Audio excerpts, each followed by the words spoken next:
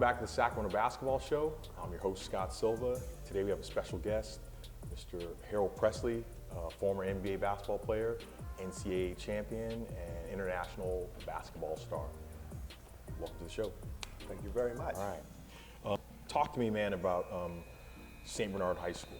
You know, that was actually the start of it. Mm-hmm. When I chose to leave junior high school, because my junior high school was the 7th, 8th, and 9th grade. Okay. So I should have stayed One more year in junior high school and then gone on to the local high school. I chose to take off and go to St. Bernard's High School, which was a 4-year school, freshman through senior.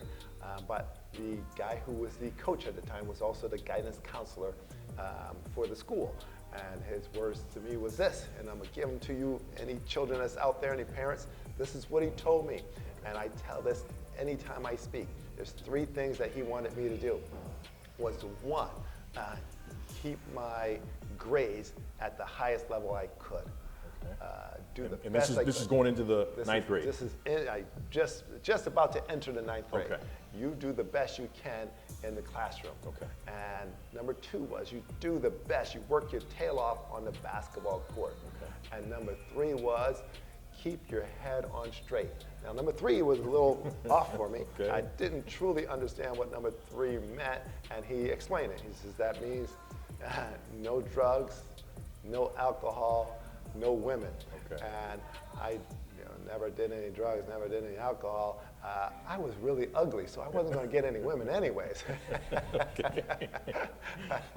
So, but those were the things that he told me, and he made a promise. He said, you do that, and I will make sure that you get the school of your choice. You get to choose a school out of the whole country where you want to go to school. Okay. And he kept that promise. Okay. He kept that promise. And when I say my high school, we ended up winning back-to-back state championships in my junior year, my senior year.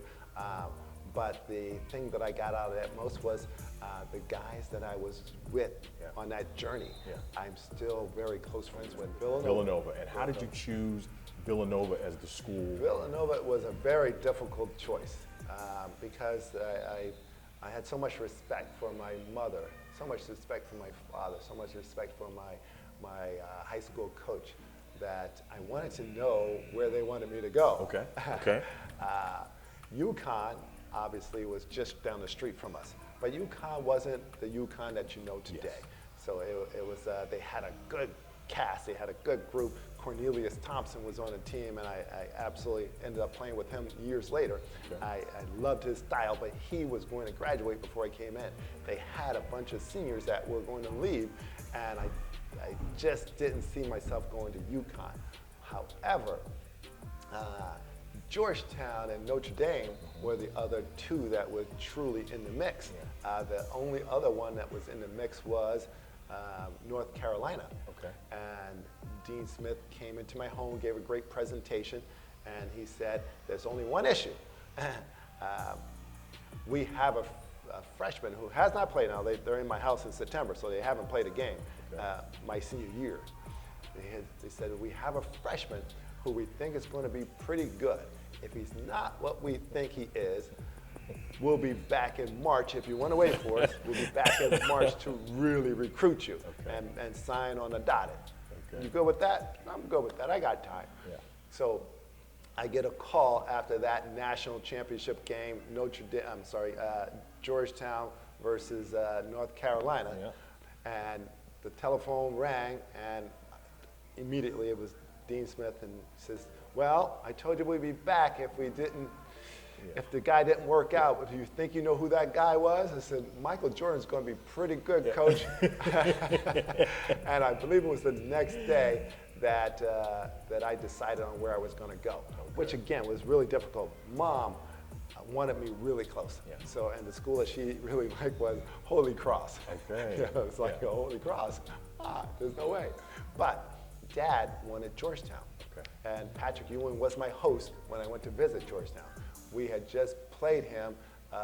He came to my school. My high school coach and his high school coach were very close, so he came to visit us, and And we played against their team in a preseason type of deal. Okay. Where I got slaughtered, by the way, at 6'6", playing 7-foot Patrick Ewing, who was already a monster.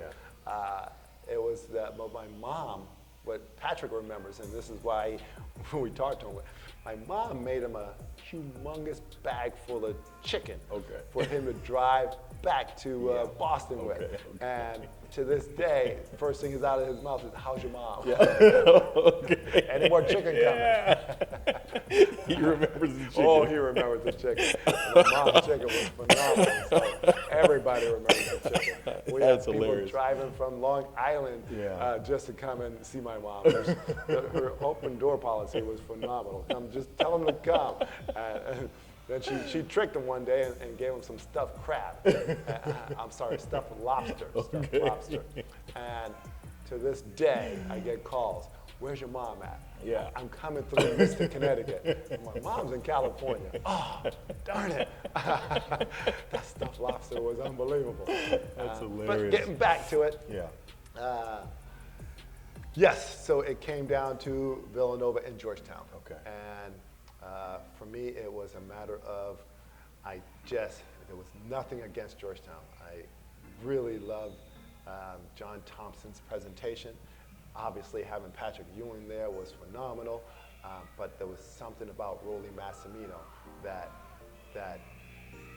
connected with me. Okay. We had this just bond from the start, and it had to be Villanova. There really was no doubt in my mind. It was Villanova.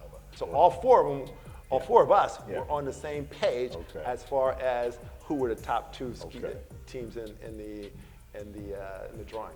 And there was 250 teams. Yeah. So my high school coach did a phenomenal job of weeding out and getting us down to about 12 teams. Okay. And once we did that, he said, "Now you're going to have to help me." Yeah. And I relied on him to pick the schools that were just in the picture, sending notes and calling and doing all that stuff. And he handled all that stuff. I think the only team I ever talked to in that recruiting period was St. Mary's, and I still don't know to this day. I had no idea where they were from. I'm like, "St. Mary's? Yeah, we're out in California." I'm like, "California? Where is that at?" I had no clue, but that's the only team that ever talked to me during that recruiting period. Wow. And I'm like, I don't know I'm not going to St. Mary's. Yeah. I don't know. But now that I'm here in town and my son played in the same conference, I'm like, St. Mary's. St. Mary's. Makes a lot of sense now. Okay. Great school, great basketball school. Yeah. But it wasn't Villanova. Yeah. And they actually now have a Sacramento player, Jordan Ford, running the show for them. He's phenomenal. He actually grew up in this gym. Yeah, okay. I had to open the door for him quite a few times. Okay. His dad and the guys that he would bring around to work out. It was phenomenal to make sure, or to watch a dad so involved with helping his son get to the next level. And by helping, I mean he paid. He made the calls, "Can we get into the gym?" And he paid trainers to train a kid while he stepped away and watched. And I said, "Dads, that's what you want to do. Yeah. You want to just hand the child over to someone else and be dad." Yeah, and get out of the way. Yeah, the only time I do anything with my son is when he says, "Dad, can we go work out?" Yeah. And I told him from the start, once you start playing, you're with the coach. Yeah. Summertime, I can help you as much as possible. If I'm in the stands, and not if, I was always in the stands, and if you needed to know what you're doing wrong in your shot, look up, I'll give you the signal. Yeah. Follow through, keep your follow through, or straighten out your elbow. I can't do anything more than that because I want you paying attention to the coach. Okay. And that worked out just awesome for him. Okay. Yeah. Awesome. Talk to me about Villanova, the experience at Villanova now. Villanova. You've touched on it a little bit. Yes. So you land there at Villanova. Got to Villanova, had a tough freshman year. Actually, the preseason was phenomenal, and everybody in the world thought we're winning a championship because Harold Pressley was there. But they did not know that I screwed up in the summertime and threw all that stuff out the window. Yeah. Okay. So getting through that freshman year wasn't a long one. I could actually walk down the quad, and I could hear people whispering, this guy was supposed to be an All-American, and he's supposed to be this and that. He sucks. Yeah. You know, it's a Wow. tough thing to hear. Bad. Yeah. Oh, yeah. Tough thing to hear as a freshman Yeah. at a new school, and after all the things that I accomplished in high school. But I knew that all I had to do was just push through this. Once I push through this, and once we get through the tough part of the year, I actually asked Massimino to take me out the starting lineup. Okay. And he took me out of the starting lineup for 10 games in the regular season And that's freshman year. as a freshman. Okay. And he put me back in just before the playoffs. Okay. And I was able to start against Clyde Drexler in our very last game to go to the Final Four. We were in the Elite Eight playing them.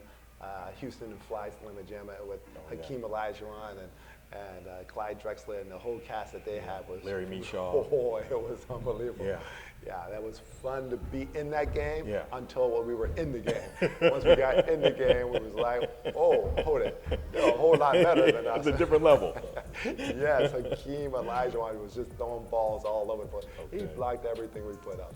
And and the dunks in that game, it was a fun game to look back on, but not a fun game to be in. Okay, I'm sure.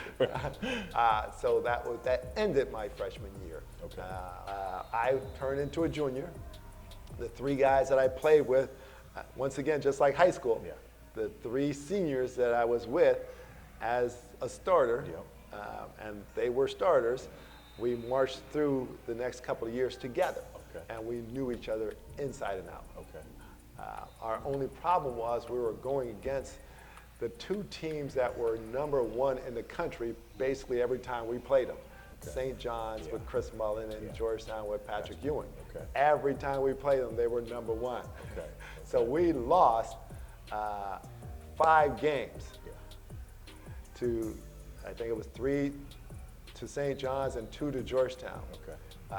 So our record actually was 20-10 going into the NCAA tournament. And we knew that this was it for the seniors. And we knew that if we had a chance to do something special, we had to really give everything up and focus in. And every one of us on the team did exactly that. We got rid of everything that was distracting to us, and we went game by game. When you keep things game by game rather than looking at the end, you're going to do so much better. If you make it a one game, we just need this first game. I believe it was the last time that you could actually play a team on their home court in the NCAA tournament. So we had to go and play Dayton in Dayton. And I think they were on a 33-game winning streak at their home court. So it was going to be rough. I ended up stealing the ball right at the end of the game, kicked it ahead to Harold Jensen. He scored. We won the game. And then moving on from there, we had the #1 seed, Michigan, right there in the Dayton court. And the word was, this is it for Villanova. They hit #1, so they're done. But we had other plans. We knew us. And so we spent a lot of time knowing them. And with the film and walkthroughs, and we knew what they were going to do. And we knew that we had to keep it to a low game. So I think we ended up beating Michigan 54-52 or something right around there. It was a low-scoring game, and we really did a nice job defensively. And then moving on from there, I believe it was Maryland who beat us prior in the season at their place. And Maryland had a guy by the name of Lenny Bias, #2 draft in the '86 with my year. And he just had his way with me in the first game. Every time I looked up, he was dunking on me. I mean, every time I looked up, I saw a dunk. I was so out of it that I thought we lost by 20 points. I finally saw the score only like 6 years ago. I'm like, what? We only lost by 2 or 4, whatever. I'm like, what? Where was I? That's how bad it was for me. he just jumped out of the gym. Every time I turned around, he was dunking on me. Yeah. Talk about Len Bias real quickly. Len Bias. Yeah, tell me, how good of a player was he? Len and what do you Bias. think he would have done had he have lived? That's a tough one because, again, I saw him as a junior, but I came back and saw him as a senior. So I'm going to tie it in. Yeah. I'll get back to I'm going to tell you about the senior year, Okay. and then I'm going to jump back to the junior year. Okay. So my senior year, Villanova built a pavilion, and it was to be opened on our game against Maryland at our place. Okay. And I just had a run-in with Lenny Bias, and it was ugly. Yeah. So it was going to be a tough. I was in a slump at the time, playing great basketball. I just couldn't make a shot. Okay. Layups were just rolling in and out. I'm like, this is crazy. Well, I was still in the slump against them, but I was doing enough to keep us in the game. And at the end of the game, Lenny Bias continued his catching alley-oops, dunking on I didn't have to play him this time because I had to play center position, so I had to play somebody else. So he had a bunch of dunks. I remember he caught an alley-oop from like 15 feet out and just shot it in the air. And I remember that because Michael Jordan did the same thing to me when I was a freshman. When we played at North Carolina, I was like, oh my God, I've seen this before. He must have been watching Michael Jordan tapes. It was beautiful how he did it. But in any case, he was so dynamic. He was so explosive. He was one of those guys that just take a step and then bounce up, and his head is at the rim. And it was just like, geez, this guy here. He learned how to shoot. He rebounds. He could dribble. He just bring the ball up the court. He was a phenomenal player. He was going to be even better for the Boston Celtics in their system because they would have taught him how to play. When you talk about Larry Bird and Kevin McHale and Robert Parrish and Dennis Johnson, they were going to teach him how to play the game. So the limit for him would have been sky high, just like Kawhi Leonard. Kawhi Leonard had the people around him in San Antonio to teach him how to win and how to play. So the elevation for him is sky high. This is the case with Lenny Bias. With his natural ability and being taught by the best, he would have been an all-star for years. All-star for years. And that would have won more championships for the Boston Celtics at that time. Absolutely. Probably extended Larry Bird's career because he wouldn't have had to do so much. He would not have to play that many minutes, and his back wouldn't have. I truly believe that as well. So they lost a lot with the depth of Lenny Bias. And most of you don't know, Lenny Bias died right after the draft. So the same day of the draft, he went to a party and he did some cocaine and he overdosed. And he died the night of the draft. That would tell you, as my high school coach said early on when we started this thing, keep your head on straight. No drugs, no alcohol. Stay away from the women as well. That's a drug. That's a big drug. So that's what happened to him, and it really caused the Boston Celtics a couple of championships. I totally agree with you. Totally agree with you. Talk to me back to playing at Villanova. Yes. Okay. Yes, so we're back at my junior year. We end up getting to the championship game. And we're sitting in the crowd and we're watching Georgetown and St. John's. And the truth of the matter is, I was rooting for Georgetown. I did not want to see St. John's. We ended up playing Georgetown, which, again, was my dad's choice, top choice. Villanova was second choice. So he had the number one and number two choices playing each other for the 1985 championship. And obviously the whole family came to the game. We were in Lexington, Kentucky, and it was just a phenomenal game to where everybody in the country, except for a few guys, said that Villanova has no chance. Georgetown would beat them by 20. At the very least. Game started and we just started making shots. I'm sorry, we did not miss shots. Yeah. We kept shooting and everything kept going in. Trick shots were going in. I hit the first shot of the game, which was a double pump underneath the basket, scoop. It went higher and dropped in, and I was like, yes, we're in for a good night. Okay. Still didn't know about the win, Yeah. but I knew we were in for a good night. Yeah. In our heads, though, none of us thought about losing. Okay. We all focus in on what do we need to do to win. We lost to them twice in the regular season, so how do we make the change? What adjustments do we have to make to make sure that that doesn't happen? And the one thing that we did both times we played them was once we went into overtime, and another time they basically beat us at the buzzer. So that's two very close games. Very close games. Yeah. How do we turn that into a win for us? We know that in our minds, we know it's going to be a close game. What do we need to do? And the thing we needed to do was make every shot. The thing we needed to do was make sure they didn't get extra shots on their end. And the biggest thing was stop running with them.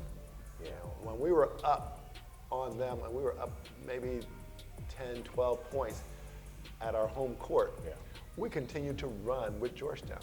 You don't want to run with Georgetown. And so we knew we had to eliminate that piece. Let's get that out the door. And now we are going to take good shots. We're going to put the pressure on them. Every shot we take, we need to know that we have a chance to make it. And that's how that march went. And obviously, we walked out of there with a national championship. What's that like, holding up the national championship trophy? You know, at the time, it really wasn't even about the trophy. What it was, and Massimino said this starting in my freshman year, and I didn't understand it until that time. It wasn't about actually raising a trophy. It was more about being with the guys that we did it with. It was the sacrifices that we walked into that year. My junior year, the three seniors, their senior year, it was the attitude. It was the practice time. It was on the court. It was being together. And for the most part, anything we did together. You know, obviously there's times when guys go here and there and they do their own thing. But when it came to basketball this season, for the most part, we were pretty much together. Talk to me. You brought up some really good names of some people that you know, again, playing the game as long as you did, in the years that you did, the time when you were around back in the '80s. You mentioned all those names. So the three of basketball's all-time greatest players: Michael Jordan, Larry Bird, Magic Johnson. What was it like playing against those three guys?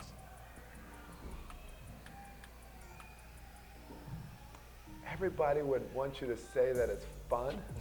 I'm sorry. Okay, go ahead. I apologize. That wasn't fun. It wasn't fun. All right. So, let's start with Larry. Larry, the first time I played him, by the time I got in the game was over. So he was out there. And I remember stripping him, stealing the ball, kicking it out to, I believe, Kenny Smith for a dunk, or I'm not sure who it was. I just remember doing that in one of the games. But Larry Bird, as soon as he walked in the door, you felt the level rise. You felt a presence.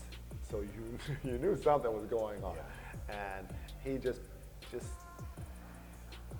had the confidence in him, like all Hall of Famers do. You know, when you get on the court, he knew he was going to make shots, and he knew that he was going to do whatever it took to win the game. And you felt that on the opposing team. And with Larry Bird, it was just a matter of time when it was going to happen. No matter what the score was, at some point he's going to take over, and he's going to be Larry Legend.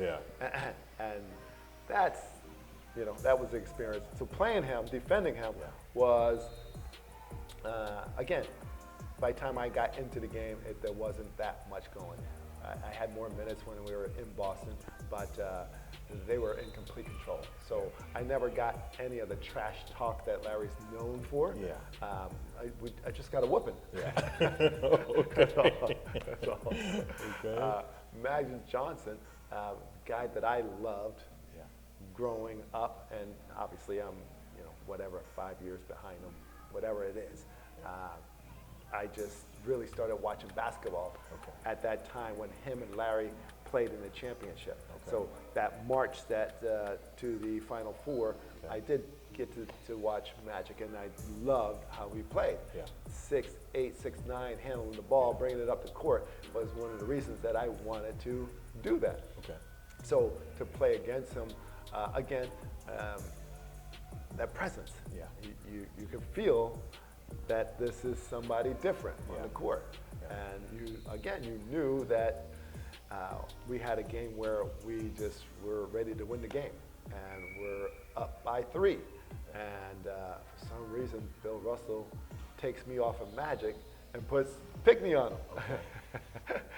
Okay. The only thing to do is to make sure they don't shoot a 3.